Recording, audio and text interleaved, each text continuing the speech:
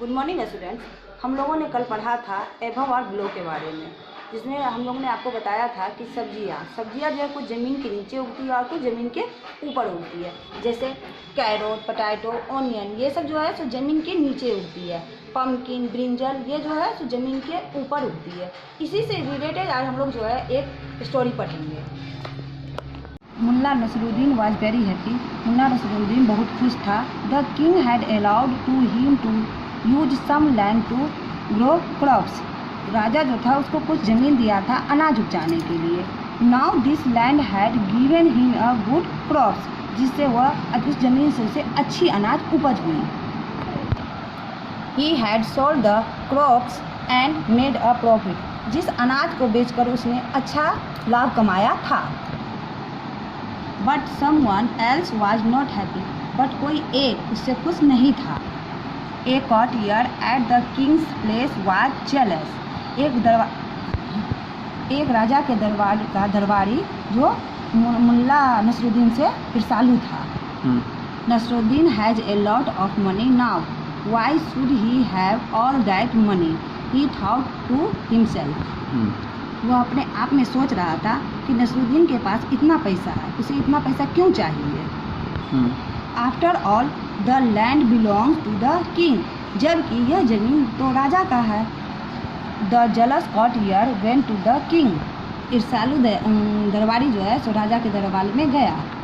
Your majesty, he said, you gave the Mulla land and permitted he to grow crops in it. उसने कहा, सरकार, आपने मुल्ला को ज़मीन दिया और आदेश दिया कि उसमें वह अनाज उपजाए।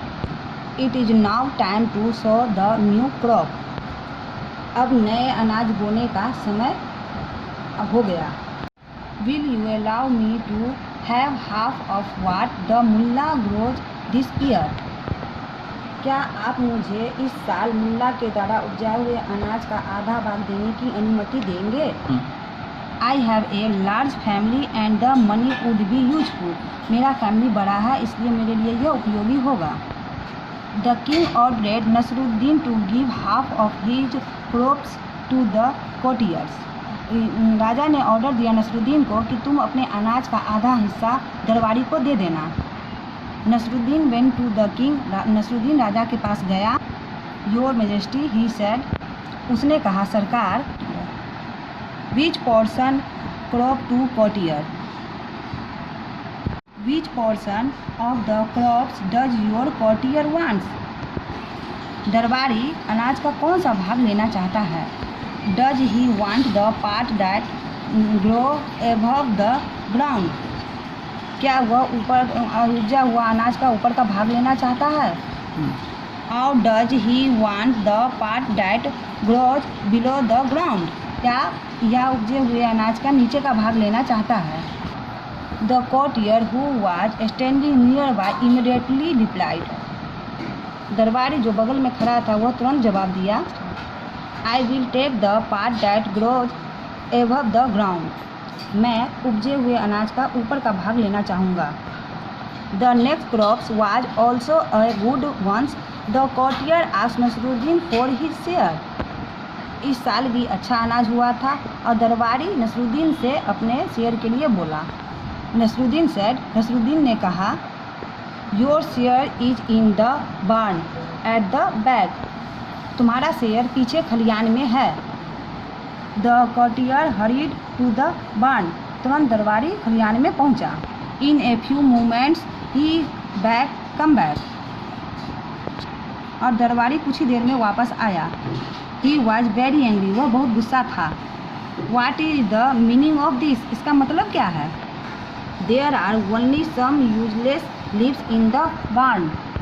वहाँ खलियान में केवल बेकार पत्तियाँ हैं। What am I suppose to do with the leaves. मैं इस पत्तियों का क्या करूँगा। I want a fair share to the crops. मैं अनाज का सही बंटवारा चाहता हूँ। बट हजूर, रिप्लाइड नसरुद्दीन ने जवाब दिया, लेकिन हजूर, I have given you a fair share of the crop. मैंने आपसे अनाज का सही बंटवारा किया है। You wanted what grew above the ground. आप उपजे हुए अनाज का ऊपर का भाग चाहते थे। I grew carrot this year, इस साल मैंने गाजर उपजाया है। So I am giving you all the green above the ground the leaves, इस प्रकार उपजे हुए अनाज का ऊपर का भाग मैंने दिया यह पत्ता। इस कहानी से हमें यह पता चलता है कि कुछ ज़मीन के अंदर अनाज उगते हैं और कुछ ज़मीन के ऊपर। बुद्धिमानी से किए गए काम में लाभ मिलता है।